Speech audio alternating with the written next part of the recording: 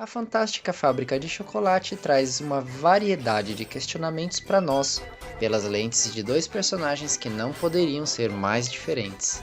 Família, é tudo isso mesmo? Sucesso e felicidade são a mesma coisa? Deus só quer cortar o barato das pessoas? Usar fio dental é realmente necessário?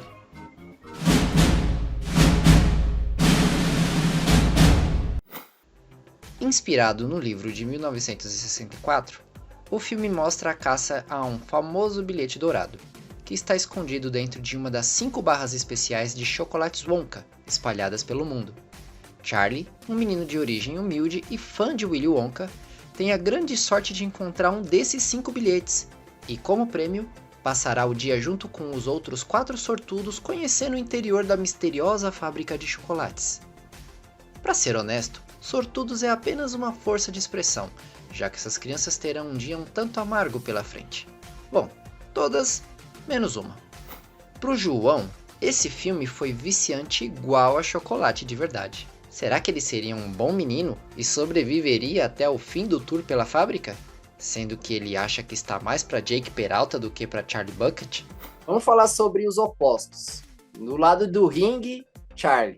Do outro lado do ringue, Wonka. O Wonka, ele vivia ali de fazer doces, mas ele, no fundo, tinha um coração meio amargo, né?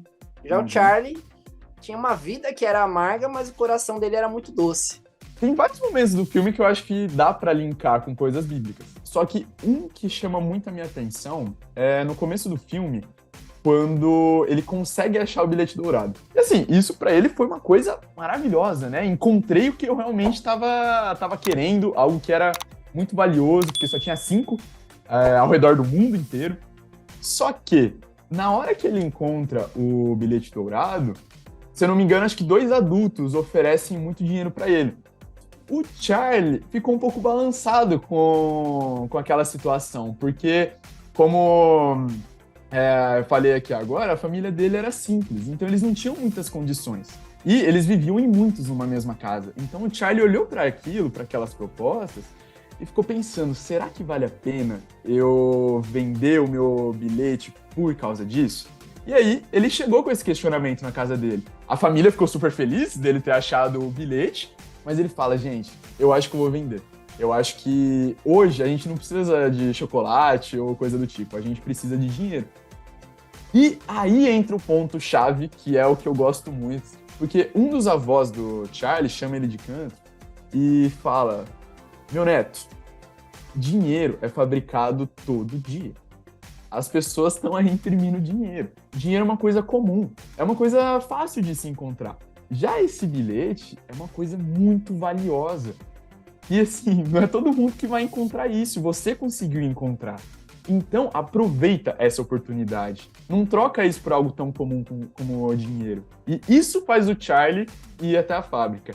Esse bilhete, eu acho que simboliza muito como que é o reino de Deus. Tem até 2 escrituras, só vou citar aqui por cima, uma é 1 Coríntios 2,9, que fala que olho nenhum viu, ouvido nenhum imaginou, o que Deus preparou para aqueles que o amam. Então, essa escritura mostra como o reino de Deus vai ser algo maravilhoso, algo que a gente nunca nem imaginou. E outra escritura, Mateus 13:44, que fala que o reino dos céus é como um tesouro que um homem encontra num campo, aí ele vende tudo que ele tem para comprar aquele campo, para ficar com o tesouro. Então, de novo, falando como o reino de Deus é algo muito valioso. Então, por isso que eu acho que o reino de Deus equivale a esse bilhete. Então, é algo que não é fácil de encontrar, não porque Deus dificulta o fato da gente, dificulta a maneira que a gente vai encontrar, mas porque tem muitas coisas que podem ser obstáculos para a gente encontrar o reino de Deus. E aí, esses obstáculos, eu acho que equivalem a essas pessoas oferecendo dinheiro. Então, a gente tem, por um lado, o reino de Deus, algo extremamente valioso, algo que vai valer a pena a gente ir até ele, se dedicar para chegar até esse reino. E, por um outro lado, a gente tem as pessoas oferecendo dinheiro, né? Então, para a gente vender o bilhete. E seriam esses obstáculos, essas situações da vida que fazem a gente se afastar do reino de Deus, fazem a gente perder o foco, achar que não é tão bom assim. Que nem o Charlie tava pensando, pô, acho que vale mais a pena, né, vender isso. interessante realmente o que você traz. Os obstáculos vêm tentando roubar a gente ali, né, distraído, tentando fazer a gente achar que existem outras coisas mais interessantes e talvez pontualmente a gente possa enxergar assim, e existem, só que essas coisas acabam te roubando uma oportunidade maior, né? Exato. Eu ouvi esses dias que se uma coisa pode ser comprada com dinheiro, é porque ela não é tão valiosa assim, né? Então acho que tem tudo a ver com a história do bilhete, né? Sim. Então o Charlie, ele consegue entender a diferença entre preço e valor. Já o Wonka, né, o nosso amigo que tá no outro lado do ringue é mais complicado, né? Porque ele era mais problemático. Ele queria que tudo girasse ali em torno da vida dele, em torno de doce, sendo que o próprio coração dele parecia uma folha de boldo, né? Amargo ali, né? Mas a gente acaba descobrindo que é muito por conta dos laços que ele tem cortado com o pai, né? Ele tem uma relação complicada com o pai dele que, curiosamente, é dentista, né? Então imagina, você ser dentista e ter um filho viciado em doces, né? Que não gosta de escovar o dente nem de passar fio dental, né? Você já sentiu, em alguma forma, essa comparação entre você e Deus? Deus como pai de um chocolateiro, sendo dentista, e que só quer cortar o barato do filho? Assim, Deus é um policial cósmico que quer cortar o barato das pessoas. Você já teve esse sentimento em algum momento?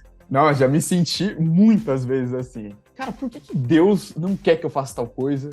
Nossa, parece que ele tá agindo como um ditador, né? Que nem o pai do Willy Wonka, de não querer que eu que eu tenha desejos, né?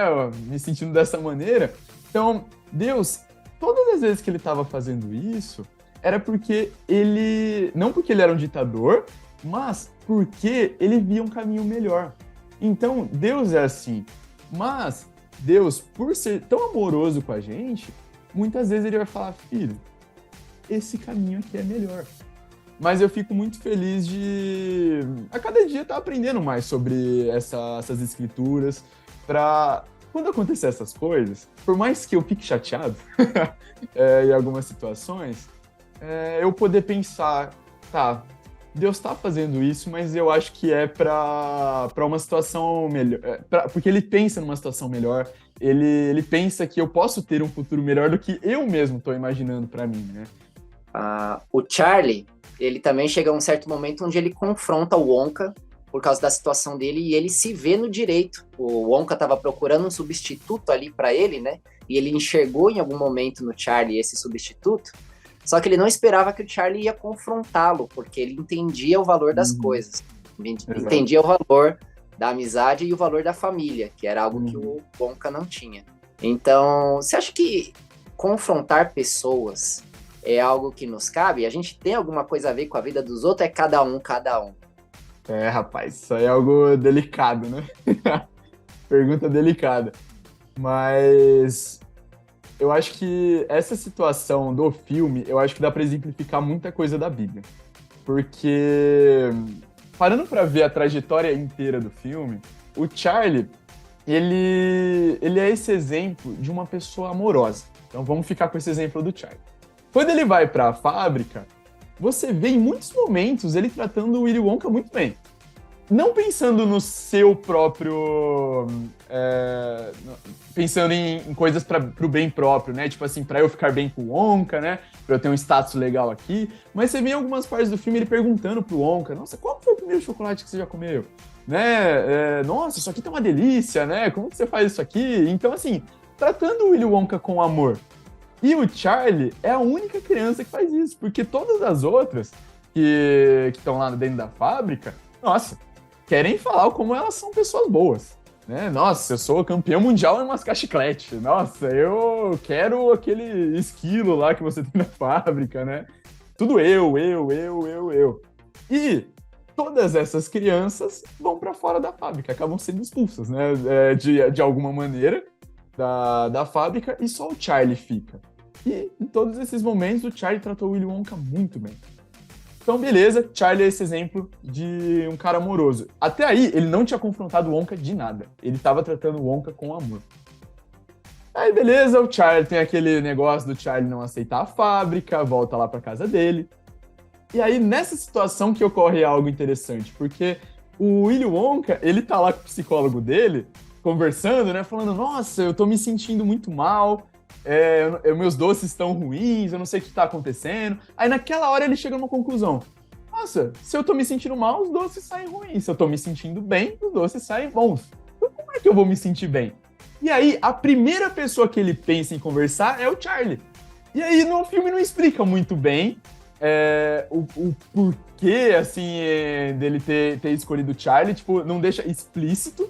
Mas dá pra entender que o amor que o Charlie passou pro Willy Wonka, pra família dele, até pras outras crianças lá, foi algo que impactou ele.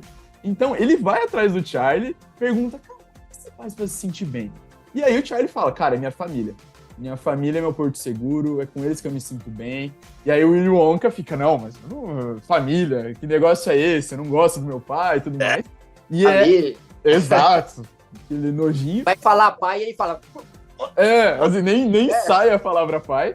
Mas é aí que o Charlie confronta ele. Que ele fala, cara, você tem que resolver com seu pai. Então, não foi do nada o Charlie confrontar ele. Não foi do nada. Teve um ato de amor primeiro. E aí, depois ele confrontou.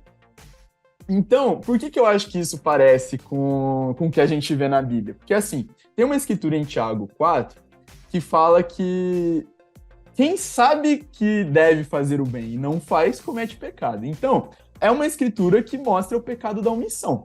Então, tipo assim, se você tá vendo algo ruim e você não confronta, você tá pecando da mesma maneira. Só que a gente não pode levar essa escritura de um modo que a gente vai sair por aí confrontando todo mundo.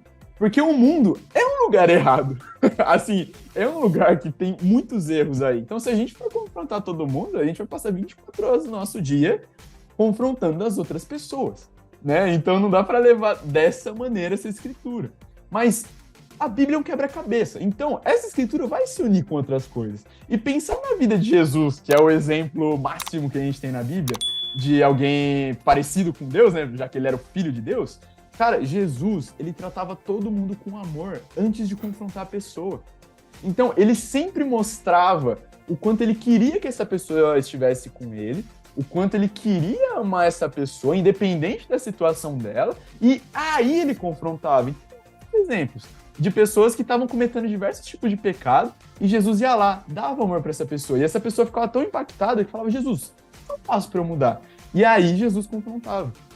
E as únicas pessoas que Jesus já confrontava de cara eram líderes religiosos, que eram pessoas que não estavam tendo esse amor. Eram pessoas que estavam querendo confrontar por confrontar, né? Essas são as únicas pessoas que Jesus era mais direto ao ponto.